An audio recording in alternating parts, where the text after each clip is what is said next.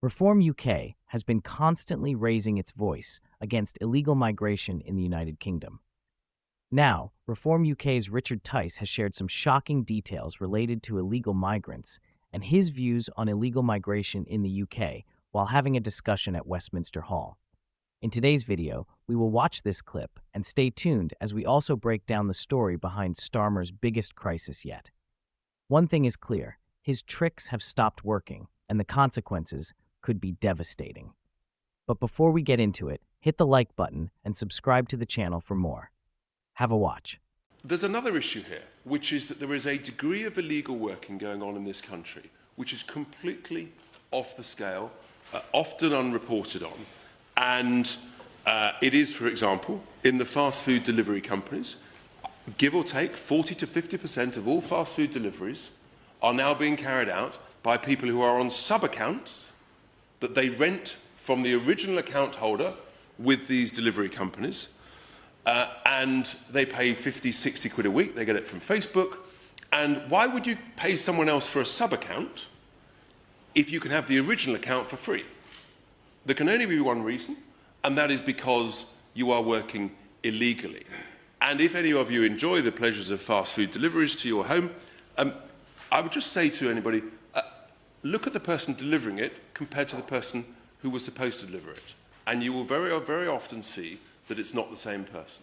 So there is a scale of illegal working which has the sad effect, and I've seen it and spoken to people in certain towns, of suppressing wages of genuine British workers who want to earn a good living and were earning a good living by fast food delivery on bikes or e-bikes or whatever. And so again, there is a serious lack of fairness, which is completely unjust. And there is another level of illegal migration which I think needs touching on, Madam Chair, if you will bear with, because there is a strange thing that's going on now, and it's happening in my constituency of Boston, Skegness and elsewhere, of illegal, legal migration.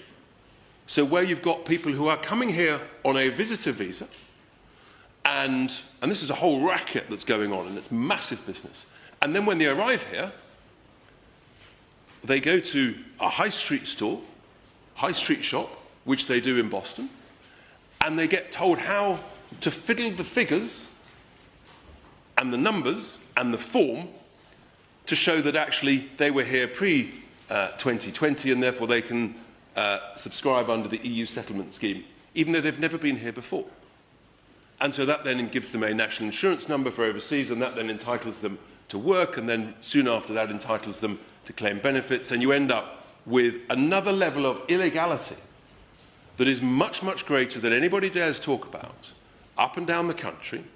And it is incumbent upon this government, and I would hope everybody would agree, once again, competence in enforcement will stop this level of abuse, because it is suppressing the wages of British people, and it is adding huge pressure on housing demand when housing is at a critical shortage. I welcome the new Madam Chair. It's lovely to see you.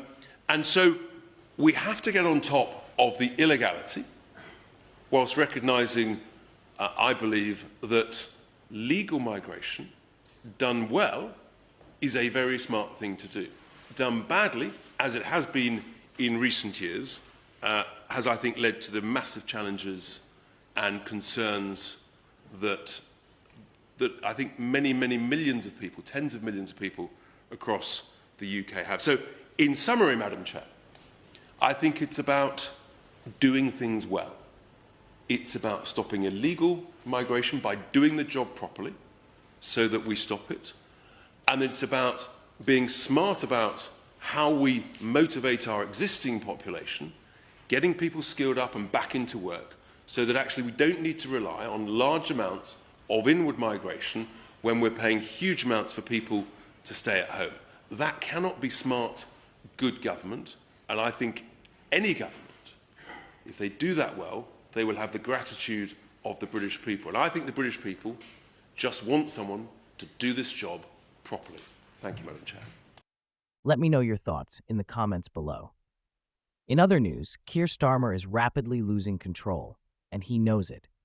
After securing a landslide victory, Labour was expected to restore stability and competence to Britain. Yet just 9 months in, the cracks are already beginning to show. Voters are turning away from Labour in droves, and Starmer's usual tactics, spin, distractions, and empty promises, are no longer fooling anyone. Labour's support is collapsing, and the numbers speak for themselves. Council seats are slipping away, public frustration is growing, and opposition parties, despite their own challenges, are gaining momentum. From tax hikes to pension cuts to record levels of illegal migration, Starmer's government has pushed voters too far, and now they're fighting back. Labour came into power in 2024 with a commanding majority, promising stability, competence, and a return to responsible governance. But less than a year later, that grip on power is weakening. Since July 2024, Labour has suffered a net loss of 35 council seats, with its aggregate vote share plummeting by 9.1%. For a party that won by such a large margin, this is a staggering collapse, happening faster than anyone anticipated. So why is the public turning against Starmer?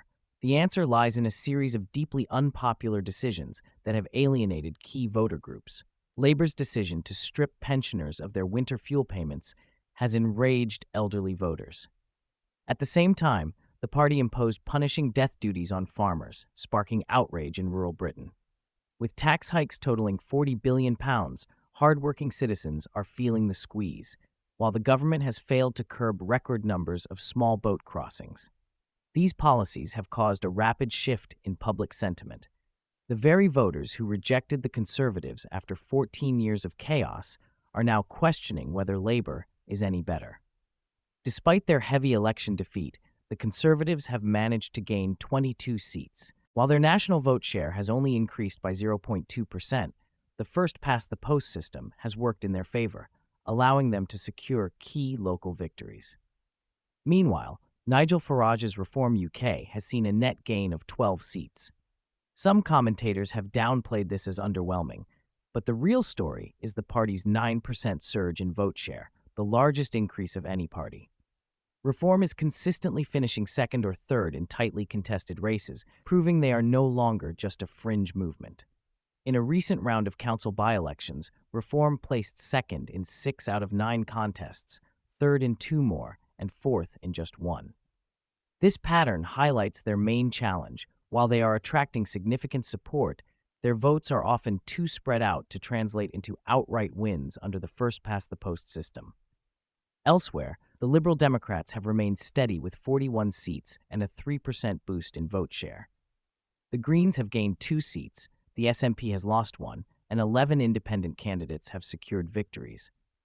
However, Reform UK has also faced internal turmoil. A public fallout between Nigel Farage and Rupert Lowe threatened to derail their rise, with Lowe accusing Farage of running the party like a dictatorship. He described Farage as a messianic figure and questioned whether he had the leadership qualities to turn Reform into a serious governing party. In response, Reform acted swiftly, expelling Lowe and citing allegations of bullying and threats of violence against party chairman Zia Yusuf. The police are now investigating the claims, which Lowe denies, insisting he was removed simply for challenging Farage's authority. The feud has played out publicly, with both men trading accusations. Farage has made it clear that Lowe will never be allowed back into the party. Meanwhile, Lowe has attempted to mend fences, even inviting Farage to dinner, an offer that has so far been ignored. Yet, despite this internal conflict, Reform's popularity remains strong. According to the latest Find Out Now poll, Reform has surged to first place with 27% of the vote, up 1 point, while Labour has dropped to 24%, down 1. The Conservatives remain stagnant at 21%. One voter summed up the situation bluntly: no decline in support for Reform, despite Lowe's bust-up with Farage, and for the Tories, the misery continues. As for Starmer, his so-called Falklands moment, a reference to his attempts to assert authority, has failed to shift public opinion. If anything, Labour's numbers are trending in the wrong direction. Just 9 months after their historic victory, Starmer's party is bleeding support at an alarming rate. The same voters who once trusted him to bring stability are now turning against him, just as they did with the Conservatives before him. His usual tricks? they've stopped working. And if this trend continues, Labor's time at the top could be far shorter than anyone expected. What are your thoughts on today's discussion? Let me know in the comments below. And don't forget to like this video and subscribe to the channel for more British politics updates.